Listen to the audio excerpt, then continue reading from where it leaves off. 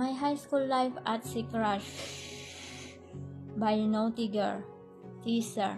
Ang high school life daw ang pinakamasayang parte ng buhay ng isang tao. Dito nahuhubog ang pagkatao mo bilang isang teenager. Gaya ko, a second year student na mahiyain, hindi kagandahan, at mahirap lang. Tapos bigla kang magkakagusto sa isang lalaking gwapo, mayaman at matalino. Pag sinabi mo ba ng ganito, hoy crush, hindi masama ang mamansin, hindi nakakamatay, try mo. Papansinin ka kaya o mas lalong maiinis sa'yo? Kayo guys, nagka-crush na ba kayo?